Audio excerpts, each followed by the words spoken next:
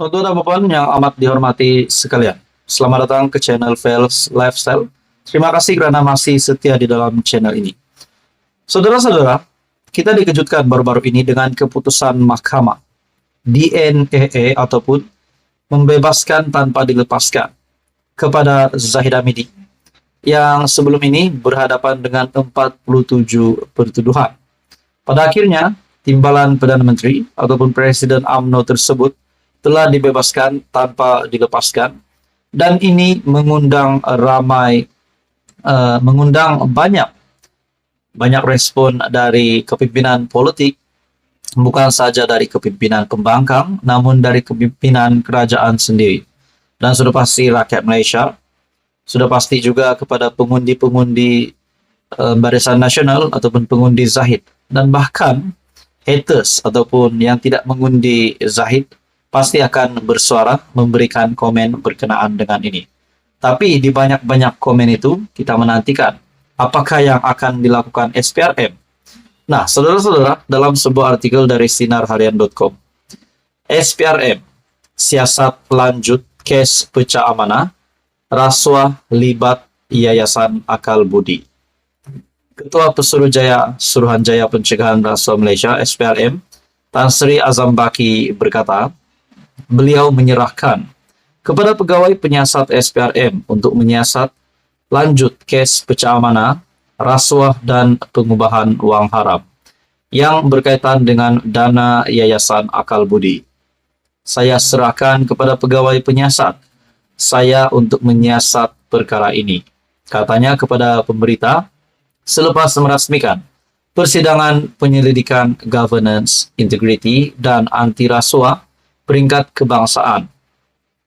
Pada Isnin lepas, Mahkamah Tinggi memutuskan untuk melepas tanpa membebaskan DNEE, Timbalan Perdana Menteri. Maafkan saya, melepas tanpa membebaskan DNEE, Timbalan Perdana Menteri Datuk Seri Ahmad Zahid Hamidi daripada semua 47 pertuduhan pecah amanah, rasuah dan pengubahan wang haram membabitkan dana Yayasan Akal Budi. Hakim Datuk Colin Lawrence Siqueira memberi keputusan itu selepas mendengar 11 alasan yang dikemukakan oleh Timbalan Pendakwa Raya Datuk Muhammad Dusuki Mokhtar untuk menghentikan prosiding kes berkenaan.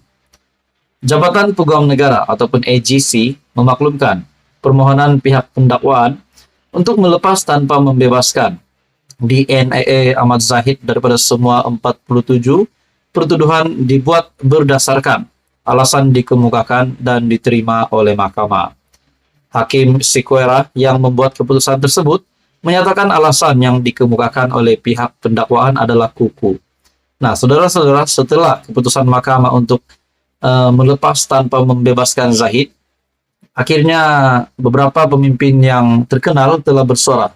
Salah satunya pemimpin dari parti yang menyokong kerajaan perpaduan sendiri, yaitu Syed Saddiq, yaitu ahli parlimen luar ataupun presiden muda. Berkaitan dengan ini, bahkan banyak lagi respon-respon dari kepimpinan politik yang lain berkaitan dengan keputusan mahkamah yang telah melepas tanpa membebaskan Ahmad Zahid Hamidi. Nah, saudara-saudara, adakah di sini Ahmad Zahid Hamidi kemenangannya ataupun pembebasannya itu bakal ditarik balik, ataupun mungkin pembebasannya itu akan terus kekal, bahkan bukan lagi di NEE tapi akan bebas sepenuhnya. Nah, itu menjadi persoalan. Saudara-saudara, artikel dari Sinar Harian, SPRM, siasat lanjut kes pecah amanah, rasuah libat Yayasan Akal Budi. Halo semua, salam sejahtera. Tuan-tuan dan puan-puan yang amat dihormati sekalian, selamat datang ke channel Vels Lifestyle. Hari ini kita mau bercakap tentang kepimpinan bersatu. Saya melihat dalam sebuah artikel dari biharian.com berkaitan dengan status Presiden Bersatu, yaitu tidak lain dan tidak bukan Tan Sri Muhyiddin Yassin. Dalam artikel ini dari biharian.com yang diterbitkan pada 6 September 2023, pemilihan bersatu Hamzah tanding presiden. Itu menjadi persoalannya. Jadi saudara-saudara, adakah pemilihan bersatu nanti?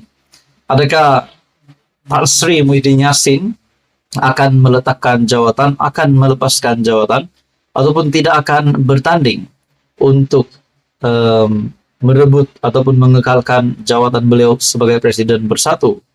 Dan adakah di sini Hamzah Zainuddin bakal menggantikan Muhyiddin Yassin untuk menjadi Presiden Bersatu? Dalam artikel ini, Setiausaha Agung Bersatu, Datuk Seri Hamzah Zainuddin, antara disebut sebagai pencabar utama jawatan tertinggi parti itu, sekiranya Tan Sri Muhyiddin Yassin selaku Presiden memutuskan untuk tidak bertanding pada pemilihan akan datang. Sumber Bersatu berkata, Muhyiddin kemungkinan berundur daripada bertanding sebarang jawatan dan hasratnya itu juga sudah lama dimaklumkan kepada kepimpinan parti. Tan Sri Muhyiddin mungkin akan undur diri dan menjadi penasihat kepada parti, kata sumber itu, seperti dilaporkan FMT. Sumber sama berkata, Hamzah yang juga ahli Parlimen Larut mempunyai sokongan cukup kuat dalam kalangan ahli Bersatu untuk memimpin parti berkenaan. Selain Hamzah, Timbalan Presiden Datuk Seri Ahmad Faizal Azumu pula katanya dijangka mempertahankan jawatan nomor 2 parti karena tidak mempunyai pengaruh kuat untuk mencabar Hamzah. Ahmad Faizal dijangka mempertahankan jawatan sebagai timbalan presiden, tetapi kalau pergi lagi bertanding presiden, memang makan diri sendiri karena prestasi beliau dalam parti jatuh merudum selepas memimpin PN di Negeri Sembilan.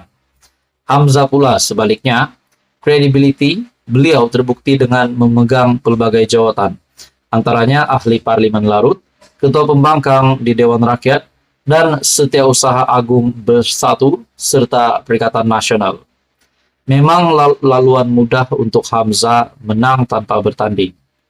Pada Mei yang lalu, pemilihan Majelis Pimpinan Tertinggi, MPT dan Bahagian Bersatu ditangguhkan sehingga 18 bulan lagi bagi memberi ruang untuk menghadapi PRN. Bagaimanapun, penangguhan itu tidak termasuk pemilihan peringkat cawangan. Sumber sama memaklumkan, berdasarkan perlembagaan parti, mana-mana ahli yang berhasrat untuk bertanding, jawatan top 5 ataupun top 5 atau kedudukan 5 tertinggi parti mesti menganggotai MPT sekurang-kurangnya 2 penggal penuh. Boleh bilang dengan jari siapa MPT yang sudah 2 penggal?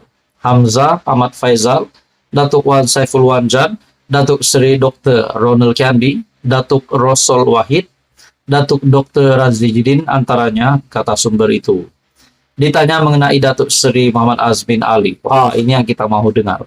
Dalam artikel ini, sumber itu berkata, bekas Menteri Besar Selangor itu tidak layak untuk bertanding karena hanya dilantik ke jawatan MPT dan bukannya melalui pemilihan parti. Namun, katanya, keadaan itu boleh berubah sekiranya perlembagaan parti dipindah untuk membolehkan mana-mana ahli Bersatu bertanding jawatan lebih tinggi. Nah, sekian saja artikel dari biharian.com. Pemilihan Bersatu, Hamzah tanding presiden, ataupun mungkin siapakah juga pemimpin dari Bersatu yang bakal menggantikan jawatan Tan Sri Muhyiddin Yassin. Adakah Azmin Ali, adakah Peja, ataupun mungkin Datuk Wan Saiful Wanjan. Jadi saudara-saudara, sekian saja, teruskan bersama di dalam channel ini.